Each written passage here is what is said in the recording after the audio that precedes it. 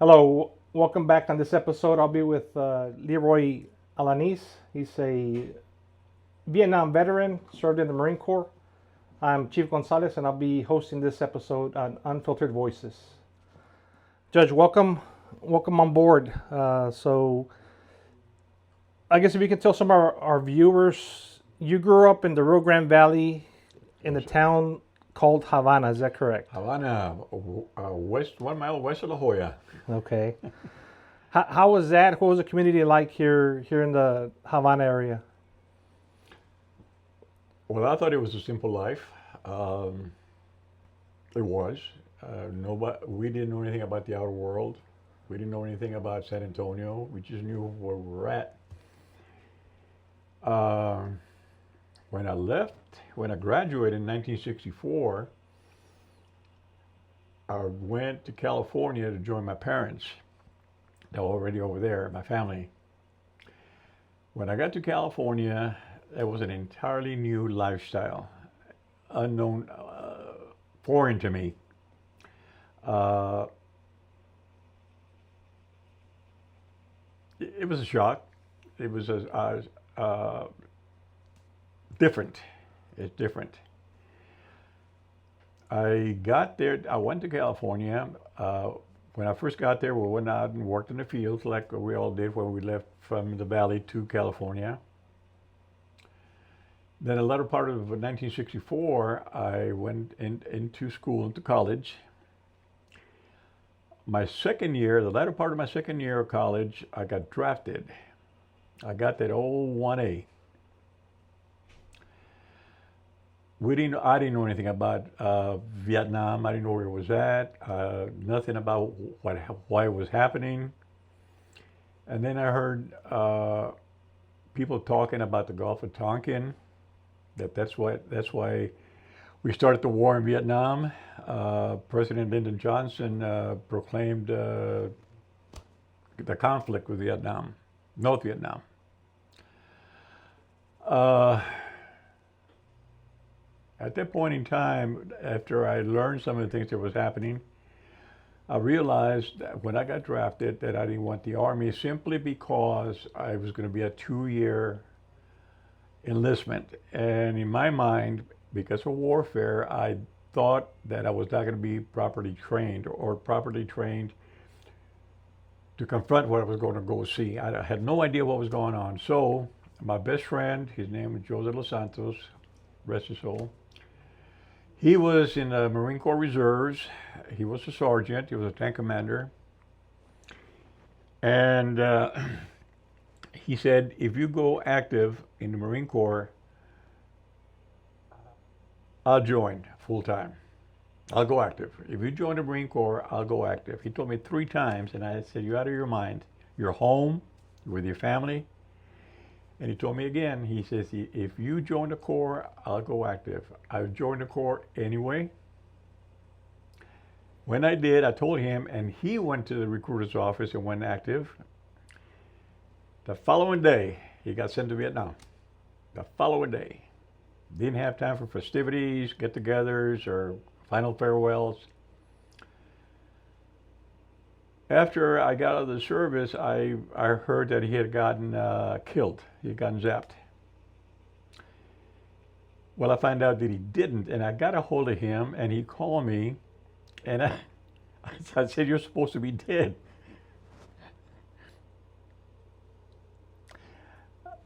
He said, no. When I got drafted, I joined the Corps, and I got sent to San Diego, the Marine Corps recruiting depot, recruit depot in San Diego, California. Ordinarily, training would have been 13 weeks, and it was reduced to 9 weeks. It was jam-packed, cramped. Did it quick, did it hard, longer days. Again, I had no idea what to compare to because obviously it was my first time. But I got out of boot camp in San Diego. Then it sent us to Camp Pendleton, and again it was a shortened stint. I got sent to Pensacola, Florida. A lot of the guys I was with got sent to Vietnam. They call it Westpac, or the Western Pacific. And most of the MOSs, which is what they did, was 0311s, which was infantrymen, meaning they were going to be out there humping the jungle. In the meantime, I'm in Pensacola, Florida, learning Morse code, and it was divided in two phases: the preliminary part and the secondary part, which where you needed a security clearance to enroll or to be accepted to the secondary phase of the operation or the school. Now, a lot of the guys did not get their security clearances, so they were sent to Vietnam the following day. If they got the results today, they were sent to Vietnam tomorrow. That's just the way it worked.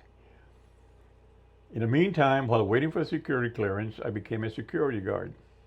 And I waited until I got the results and I got my security clearance. So I went into the secondary phase of the school.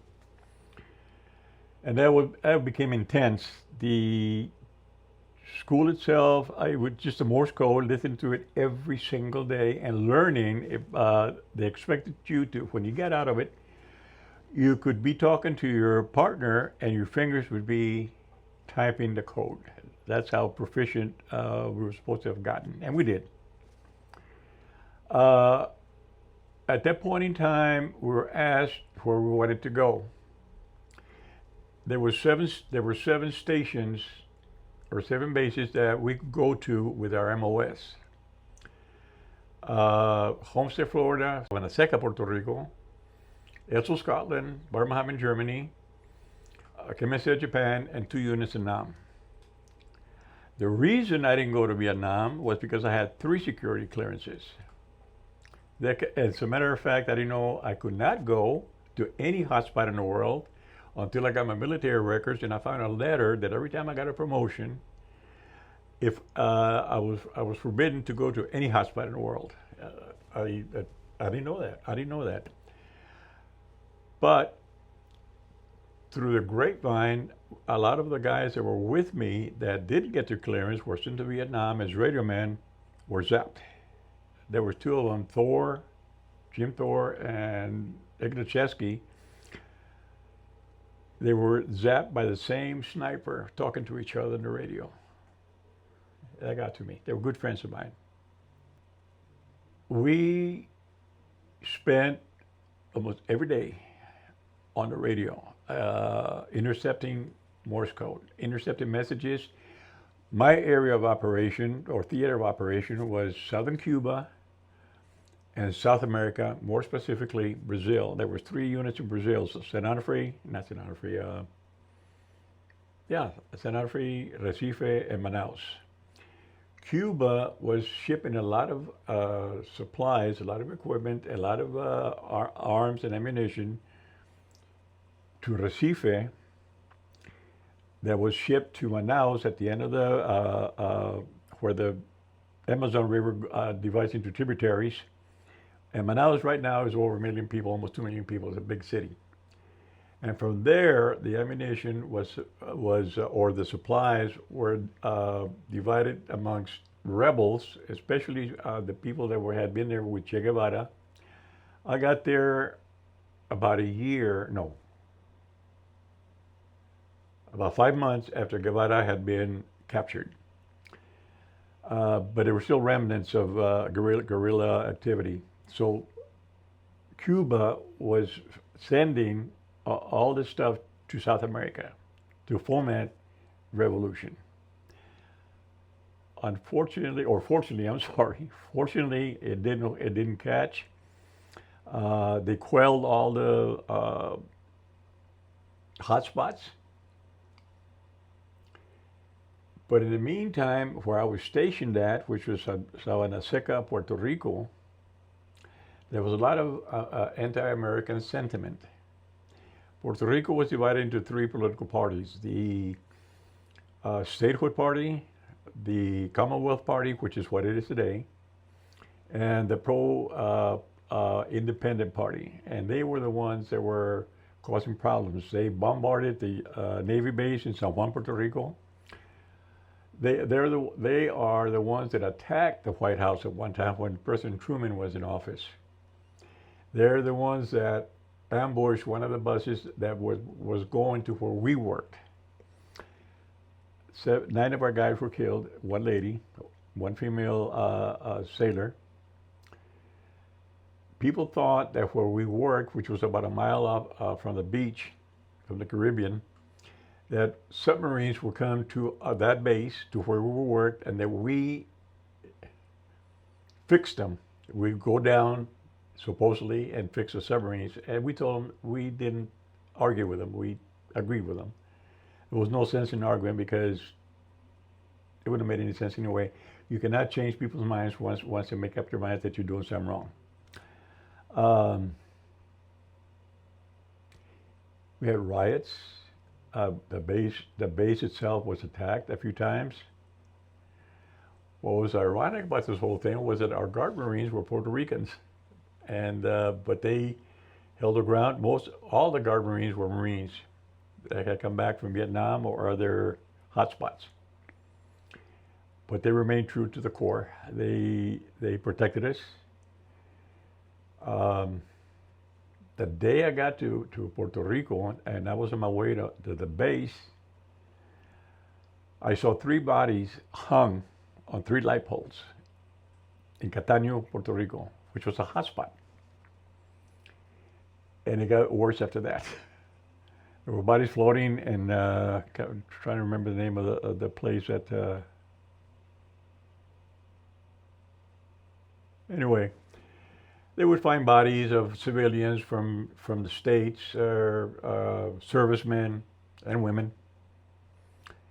It was a trying time, and it was supposed to be a Commonwealth of ours. They're supposed to be Americans, and I'm sure that the pro-statehood and the Commonwealth fans were against what the independents were doing. But that's the way of life, and it's still going on right now. They were called, at one time before they became famous, they were called the Bacheteros. They became the Falan, which was still the independent people that were being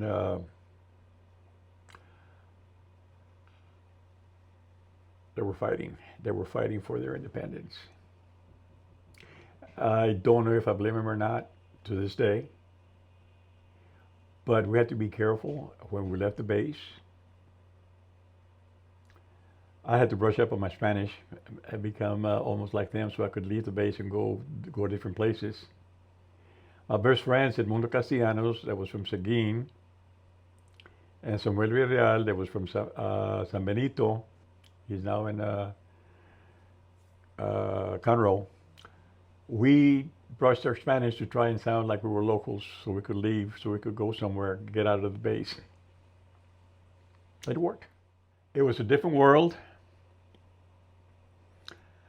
Coming from a small town like Havana, where nothing happened, going to California, seeing a different lifestyle,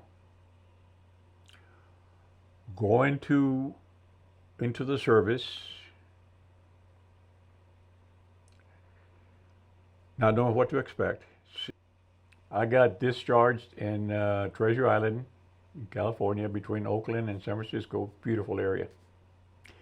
I happened to be there when the Indians had taken over Alcatraz. I could see them. I could see the slogans that they painted on the walls. They burned the commandant's building or office. I guess they were fighting for their own rights also. Can't blame them for that. Going back to that Alcatraz incident, can you tell us who you mentioned the Indians? Who were the Indians? Or what Indians? yes, like Paiutes, I guess. I think they were Paiutes, but at that time I didn't know. okay, but this was like a prison gang or No. They were actual Indians or Native Americans. They were from Arizona and New Mexico, and they gathered over there and they got to Alcatraz and they took over. Oh wow! They took over Alcatraz. as a sign of protest. I was looking at history, and I was living history, and I didn't even know it. I, we went to Alcatraz a couple of years ago, and there were still some signs there that were painted back then, like back in 1970, and they're still there. They're fading, I know that, but wow. So it seems that you were part of history, not even I didn't know knowing it. that Not it knowing was it. there. Not knowing. Well, I was part of history by being part of the Vietnam War. That's correct. Although I didn't, I like I said, I was prohibited from going to any hotspot in the world, anywhere. Uh, I w- Now, it- on your MOS, was it based because of your education that you had some Actually, college? no. No. I thought about that. That's a good question. When I went in boot camp, they gave us a whole bunch of tests. I don't know if you remember or not, but they gave you tests about this, that, whatever. And one of the tests that they gave me was a retention and comprehension with code. I had no idea what code was. I Okay. came from Lana. Uh-huh.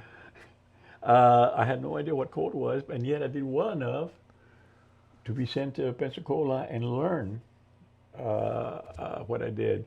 Right. Well, I don't know if I have it in my phone or not, but a friend of mine, Dave Charbonneau, he's from Virginia. We're together. He sent me a little video of a device that a guy can send Morse code, and I played it for my wife, and she says, "You were listening to that?" I said, "Yeah." I said, "Wow." I said, "And this is manual." When they were sending messages, they did it one of two ways. One was manual, and the other one was electronic. Manual, you could tell because they weren't that fast, and yet it was fast enough where you had to really concentrate. But then they went into electronic sending, and that was it's a, it was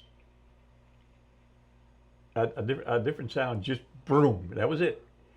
But we had to pick it up. We had to pick it up. Every character. If we didn't know the character, we paid it with a dot, and then we sent it. There were three branches that I had my clearances on: O branch, R branch, and I branch. I branch was the one that deciphered everything that R branch would send. O branch would get all the supplies and equipment that had to be used by R branch to send to I branch. I did all of that, and it was interesting. But most of the time, I concentrated on R branch on the reception of messages. That's what I did. So during this time that the Vietnam War is going on, you're basically deciphering messages that are coming from Cuba From Cuba to South America. to South America. Exactly. Okay. That's a good point. Yes. And there was other hotspots that the same thing was happening, but at that time, Cuba, through Castro, and because of Guevara, was sending all this stuff to South America. South America. It was really interesting. It really was. And but at that time we were doing it, and I didn't know what I was doing or why. But all I knew was that we were getting information from Cuba to South America and back. It was crazy. It was crazy. And we were there for 8 hours just listening to that stuff. No breaks. No breaks. We would eat while doing it. Now you had mentioned that you went to go visit you moved with your family up to California, right? Right. Now California is known to be protestive as Very much, very, right? Very liberal. So how was it during the Vietnam War before you even got drafted? How was it when you decided to join? What were the protests like? Racism, and I noticed that when I was in college, a lot of the blacks and the Hispanics were drafted, whereas the privileged were not, and we saw it. That was incredible. But what were we going to do? How were we going to fight the United States government back in 1964, 65, 66, 67? So the majority of the armed forces was made up of the Hispanics and blacks. minorities. Yes. Yeah. It's incredible. That's the first time I started experiencing racism and bias and bigotry. First time. It was different. Now, growing up here in Havana, going to California, joining the boot camp, what was your mindset like when you first hit those yellow painted boots? Right before the when we got in the Yes. bus waiting for him in San Diego. Well, first of all, apprehensive. We didn't know what was going to go on. And then we were all civilians waiting in a building with our folders. And the sailors would walk by, and the one thing we would hear almost until the bus got there, "You'll be sorry." We all they did. They would tell us that. So, and then we started looking at each other. So, uh-oh.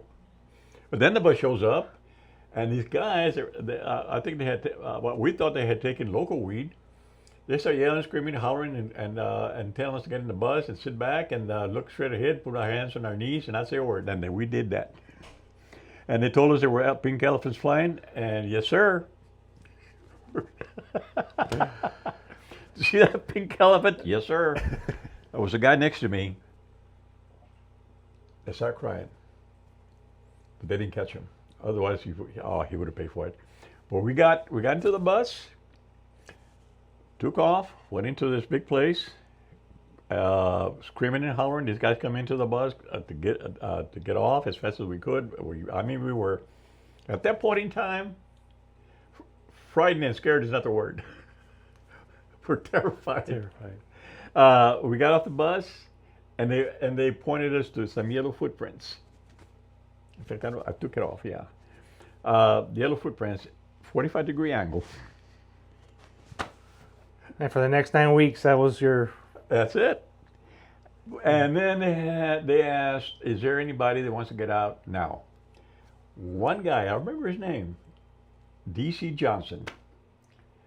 I think it's the first time I ever saw somebody play football with a human being, and then play soccer with him. Oh, he paid the price. Wow, it happens. It happens. Then we go into the building, and there's bins everywhere for everybody. And over here was screaming and hollering and throw everything in there. The Foot Lockers. Yes. Everything goes in there, and then they give you a bag, and then you're trying to open the bag, and you're having a hard time because you're scared, terrified. Then they take you to a place where you can call your folks at home, and it's not what you want to tell them, it's what's written on the wall that you tell them when you get a hold of somebody. This is my, whatever the name was, we're here, I will get back to you in 2 weeks, bye. That was it.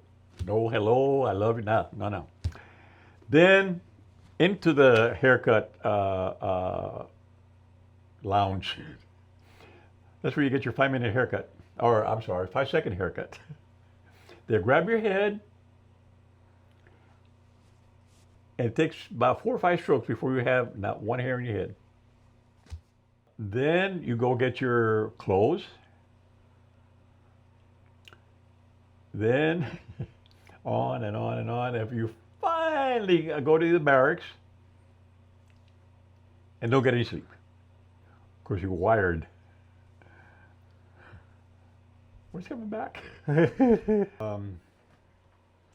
We were instructed that if we had any questions to go to the Quonset hut, because that's what we lived in, Quonset huts, and knock on the door as loud as you could and say whatever your name was and whatever you wanted to do. And they would yell at you, enter. And we did. This particular time, I went to the Quonset hut where the drill instructors were staying. The one that was awake told me to enter. I happened to stand next to the one that was sleeping. He stirred and threw a punch at me. He missed. But point is that's how wired these people were.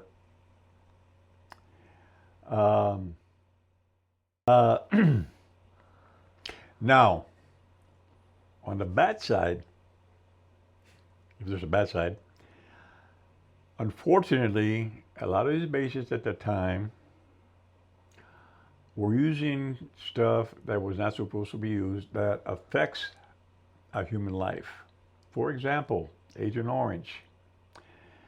The reason they call it Agent Orange is simply because the barrels where the herbicide was stored was banded by an orange band. There was one that was banned by a purple band and another one with a white band. But the one that really did the job on the men was Agent Orange. There was also burn pits.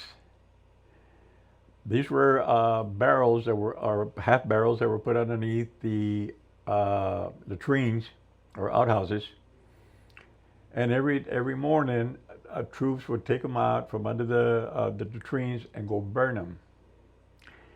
Well, the chemicals that were already in there were being burned along with everything else, and they were being inhaled by the troops. There was a lot of chemicals in a lot of these bases. I was exposed to 20 chemicals where I was at. Camp Lejeune was also exposed to a lot of chemicals in the water. For a long time, the Veterans Administration denied all these things that were happening. But fortunately, it's coming to light, and a lot of these guys that were exposed to all these chemicals that affected their health is being recognized.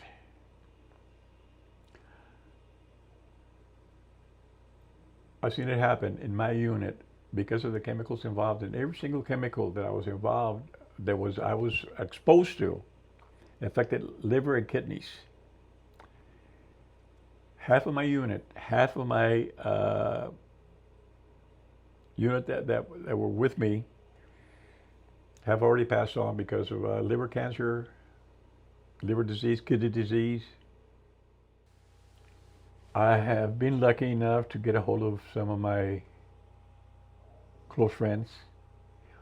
One of them, unfortunately, passed away in the Philippines, Jay Hammond. He died from liver cancer. I have another friend in Seal Beach, California, Ray Longoria, that is fighting liver cancer. Fetterman died of liver cancer. And it's something that I live with every day. Every day.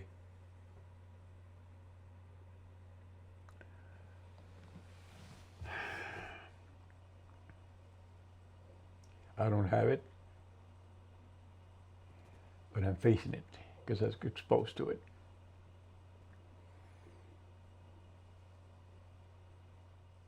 At that time, after it was first revealed that these chemicals were there, the Navy went in and put a 3-inch pavement cover on it.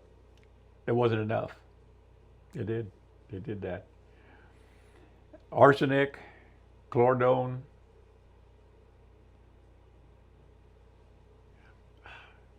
I got a list here. I made a copy of it, but we were exposed to that. As a matter of fact, Dave Charbonneau, the one I mentioned before, got over his. He had a successful liver operation. He had cancer. One of the things I was going to tell you, the anti-American sentiment, and I was telling you about the Falan and the Macheteros, or the Independent Party. We were, John Fowler, Dave Charbonneau, and myself, we had left San Juan, and we were going to catch a bus to go to the ferry to go to our base. As we were walking to get a ride to go to the ferry, we witnessed a sailor getting beat up by 4 locals. Wow, man! There was 4 guys. 4 guys. Just I mean, they were all pounding on doing him. what they could with him, kicking him, hitting him, all kinds of things, twisting his arm. They were tearing him up. And I was going to go help him. My first instinct was go help him. And Dave Charbonneau grabbed a hold of my arm. He said, "No, think of your clearance." I made a choice at that point in time.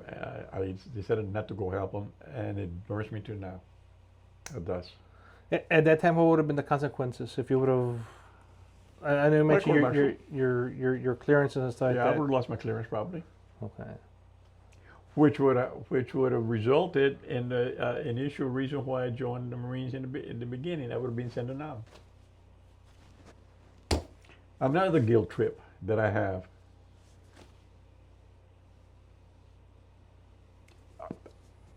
I can't forget it. I just right by the waterfront.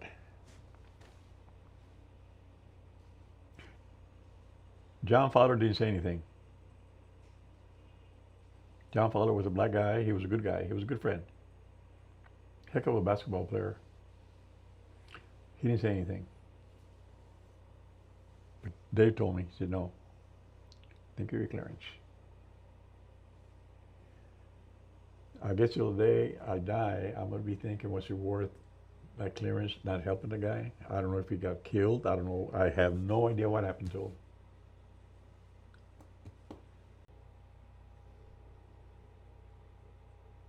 That must be hard, seeing a service member in the Navy and having to choose between your clearance level and. It bothered me quite a bit. It still does. It still does. I see it. I can't forget it. I can't forget it. The guys that were killed in that bus, just senseless. What could they have possibly gained by killing 9 people? Doesn't make any sense. It's hard to forget. It's very hard to forget. Seeing the bodies hung from his light poles. Todavía me acuerdo. I still remember. They were in uniform. They were in uniform. They were sailors. And this happened all the time. This happened all the time. This guy, his name was Robichaud. He was from New Orleans, Louisiana. He was a guard marine. At that time, there was a lot of riots going on, anti-American riots. Everywhere in all the towns in San Juan and Ponce and Bayamon, all the towns. And I happened to get caught in the middle of one of them. And all I remember is seeing Robichaud, his feet going this way. He was airborne. The guy was coming at me. Wow. So he saved you from getting attacked. He saved me from getting attacked, from getting beat up. I didn't see him, but I happened to see his feet just. He knew karate. He did. And man, I said, man. At that time, I lived off base. I lived about a block from the beach, and I told him, listen, you're welcome to stay at the house anytime. Because John Fowler, Mac McClure, and I were in my house, and then Sam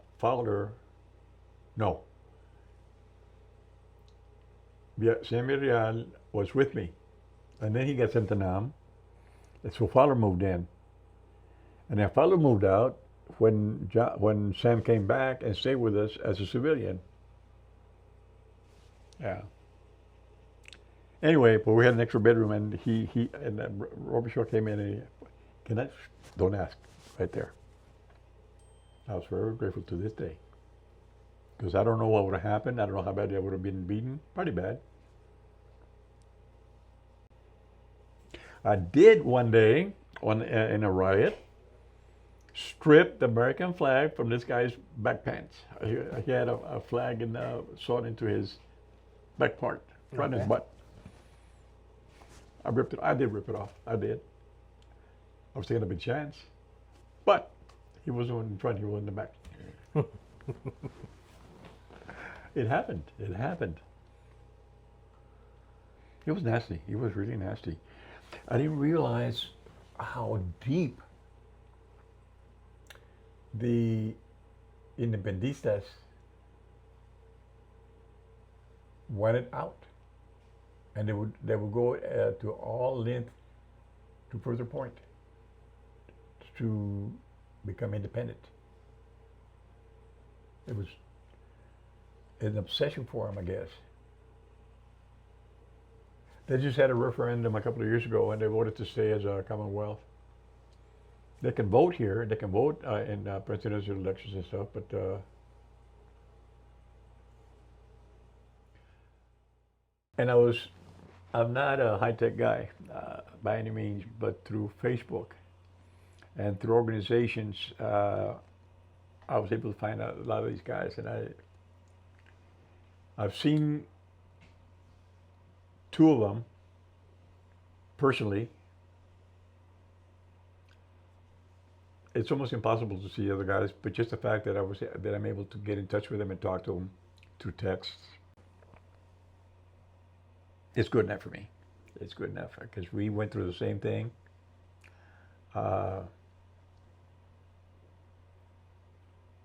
We talk about some of the things that I was telling you about.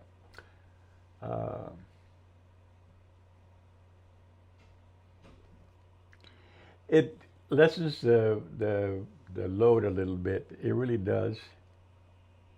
Knowing you're not the only one that went through it. Knowing you're not the only one that was exposed to all this stuff.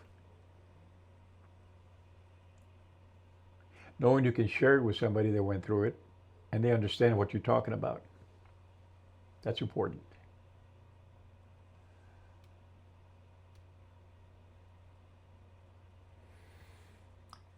People ask me this question, would I do it all over again? And I tell them, yes, I would. I really would.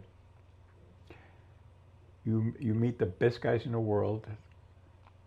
You meet your second family with the guys you're stationed with. You learn to trust them with your life. And they learn to trust you with your life.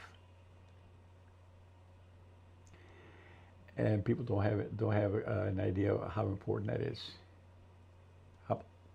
How important that trust is.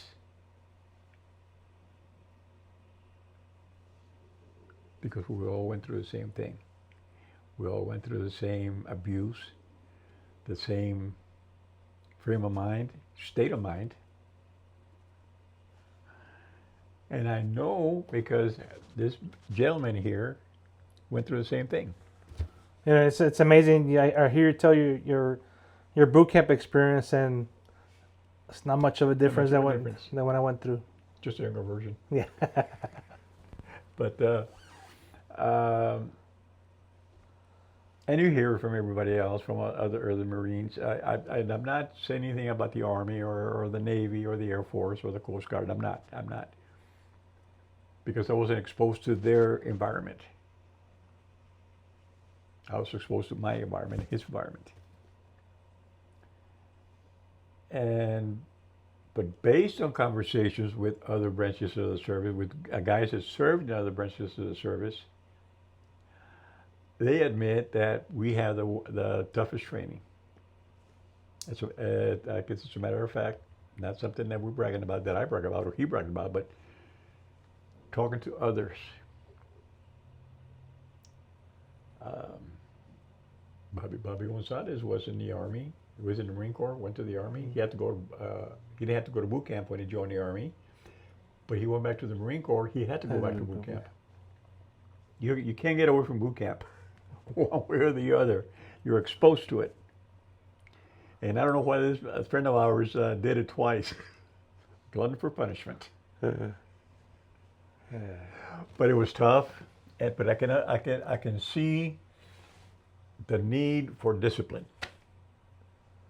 I can see the need for discipline because without discipline, you're not gonna win warfare. I think that listening to quotes by the officers that were involved with the Marine Corps, I think that their frame of mind meant a lot to the guys who were in warfare. I can't remember what general it was. They asked him to surrender. He said, "Surrender? We just got here." You know, when you hear stuff like that, this man's leading us, and he has a frame of mind. I'm gonna follow the guy. Mm-hmm.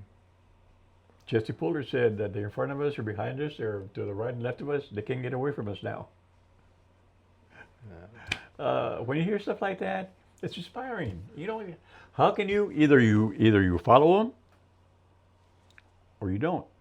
If you don't, more than likely you're gonna die. Yeah, I know when I went to boot camp, you know, the mindset, the mentality after was kill, kill, kill. You get out of there, and it's kill, kill, kill. Yes. I weighed 135 when I got out of boot camp. And when I got out of boot camp, they said they let us go home for a few days. I think it's about a week or so. About a week. I went to downtown to Larry, California, with my yellow canary shirt with a Marine Corps emblem, my name in the back. Walking like this, hoping somebody would run into me. I weighed 135. Luckily, nobody did. So, luckily, nobody did. Yeah, but they do build you up in the Marine Corps.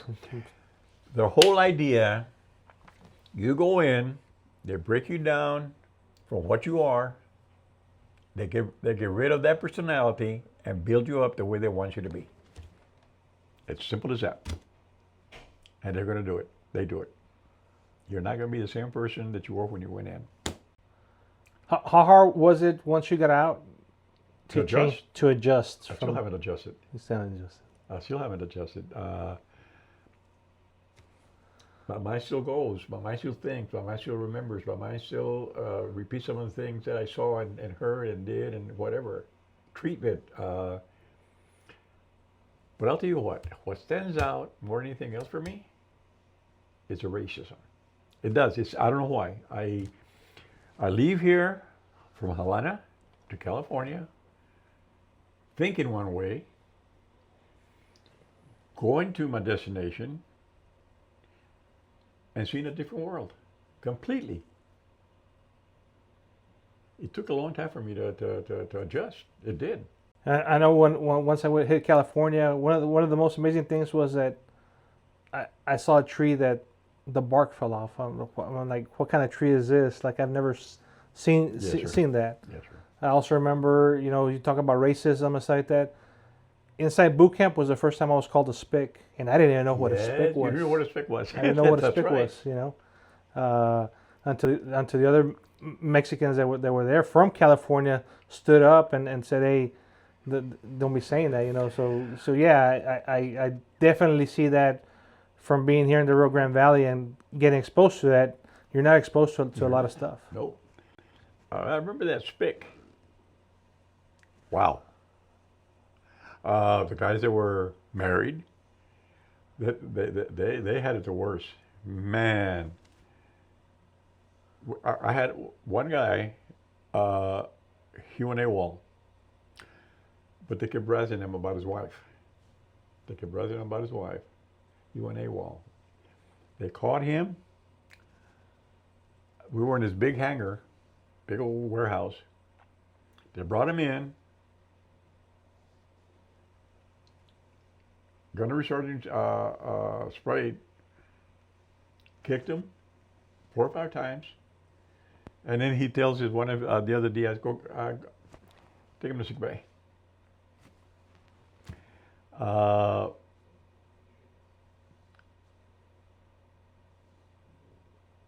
Boy, they beat him up. Boy, he kicked him, and they had their boots on, you know. All kinds of things. Oh, we had this one. Well, we had our hand-to-hand combat. Do you remember that? And we had some guys that were called birds. Well, there's a first word, but birds. Starts with an S? Yes. Okay. That's with a T. Yeah. Anyway, they were called birds. And this one guy,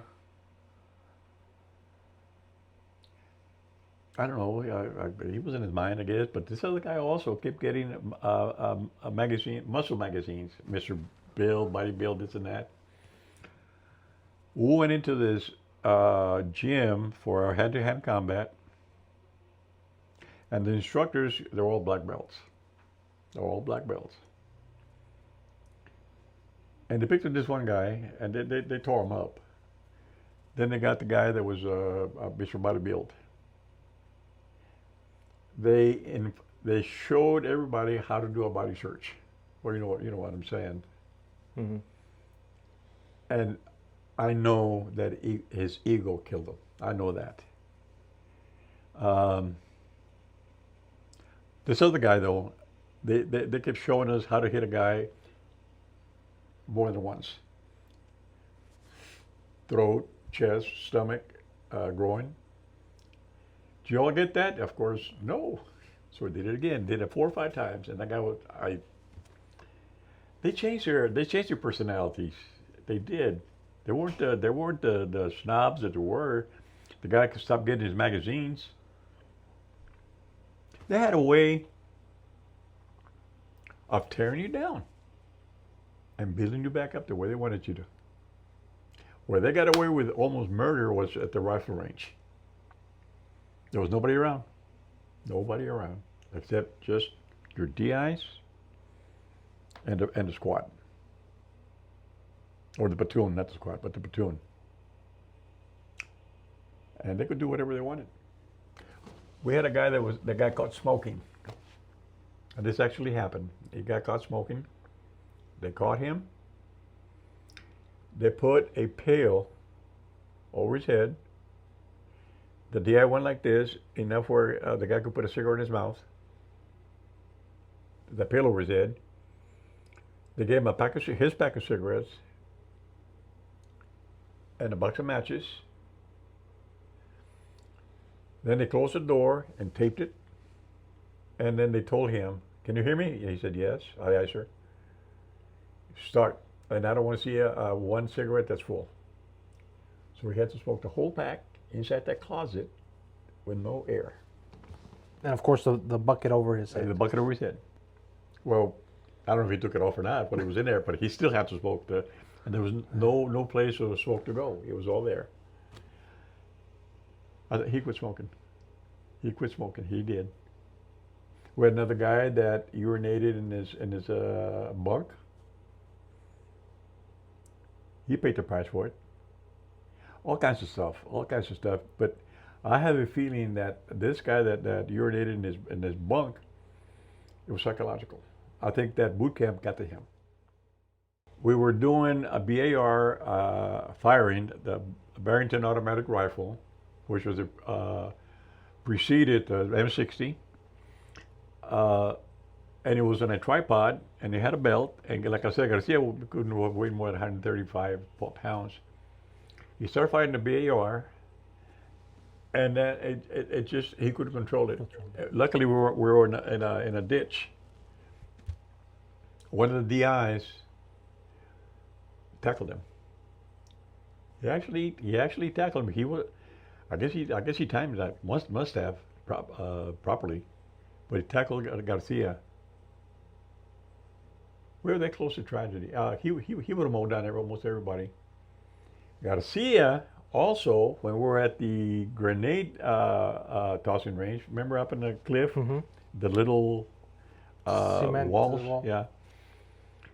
Each guy that was tossing a grenade had their coach. The one I had threw me out of the box. Garcia tossed a grenade into my box. Garcia was dangerous. He really was. He could, I guess his size, he couldn't cope. He couldn't cope because we had to carry, especially in Camp Pendleton, we had to carry everything with us. Up a hill, down a hill, everywhere. So Garcia would have been known as a bird. Bird. Yeah. But he wasn't in a boot camp. Otherwise, he would have been taken care of. This was an ITR in Camp Pendleton. But like I said, most of the training in Camp Pendleton was jungle warfare, because at that time Vietnam was peaking. So they were preparing you for the atmosphere that they were training for. Yep. Taught us how to do camouflage. In fact, we couldn't see the guys. They were already there. They were part of the training. We couldn't see them in a tree because they looked like they were part of the tree. It was amazing. This is how good they were at it. We had a school for snipers. Their initial training for sniping But they had different rifles. They were well prepared.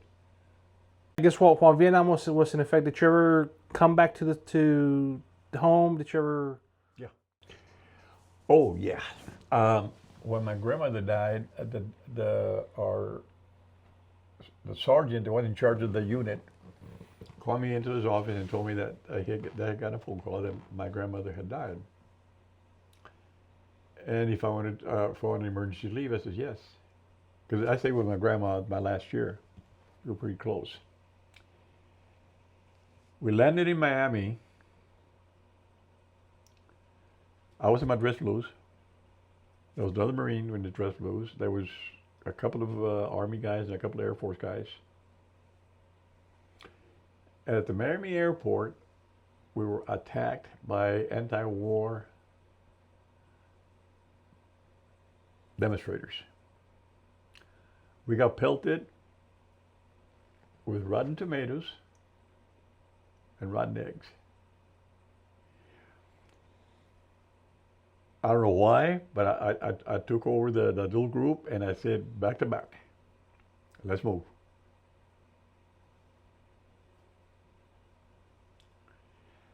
Well, still avoiding rotten tomatoes and rotten eggs.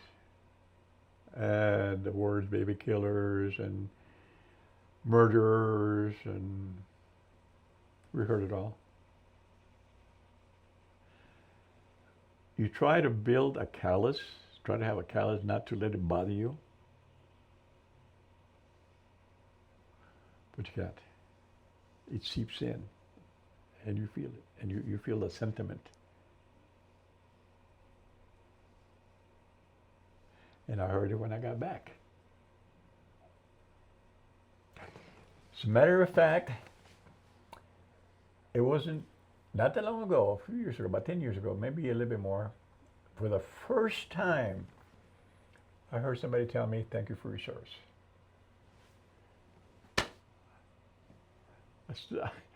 I really did stand there with my mouth open.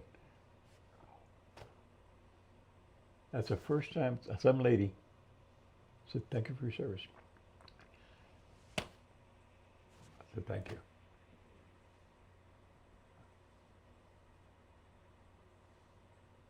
Wow. But yeah, I heard that baby killers, murderers, especially after the My Lai incident.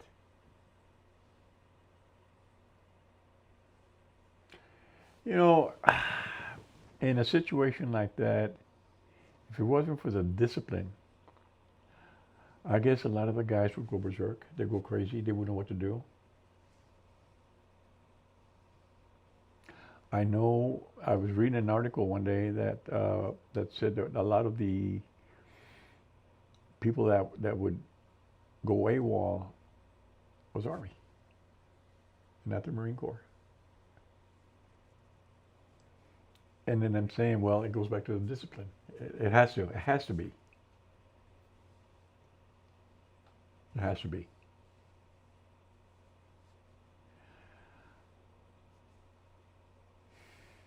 Wow. It was a tumultuous time. It was a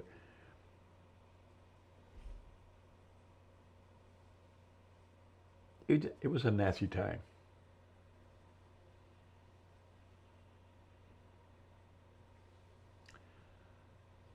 All kinds of people are talking to you, telling you this, telling you that. Even your own family when you came home.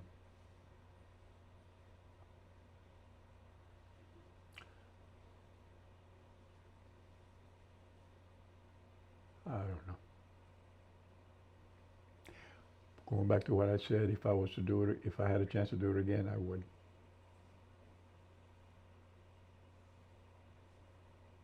But not because of the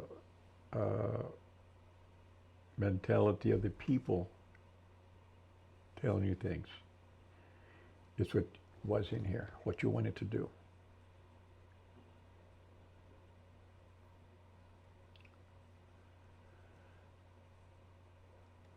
I, oh, it brings a lot of memories. A lot of memories.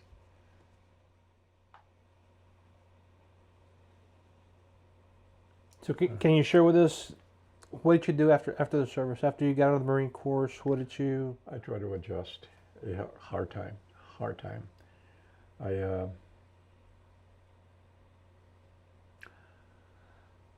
I tried to get rid of a lot of bad things that I had in my mind. I did. It took me a long time. I still haven't gotten rid of them. Uh, I went to school. I tried to get back to college, but I couldn't adjust. And I ran into a lot of guys that were in the service that had gotten out about the time I did. They were going through the same thing. They couldn't adjust. It was hard. It was hard.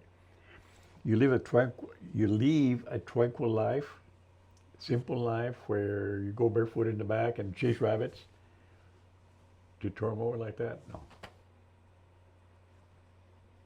it's hard.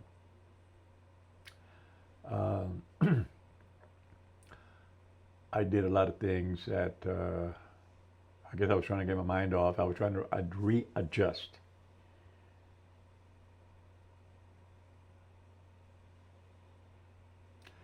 And again, I know that I think of a lot of things that happened that I cannot forget. I cannot forget.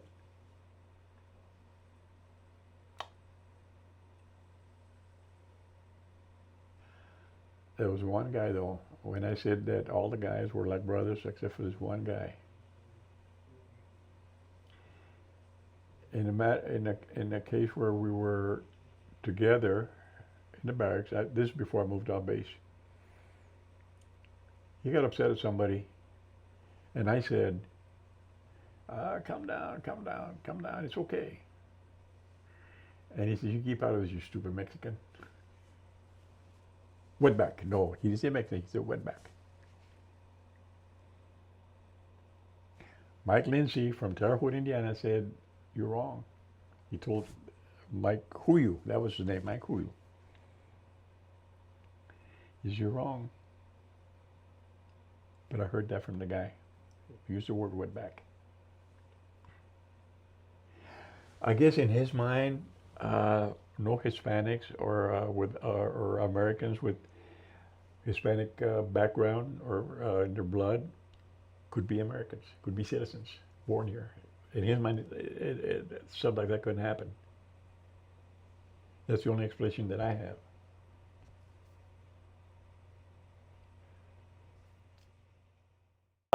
Well, Judge, I'd like to thank you for coming on our episode on Unfiltered Voices, and thank you for your service. And Chief, thank you. sir. Thank you for yours. Yes, By the way, thank Semper you. Fi. Yes, Semper Fi. There you Hoorah.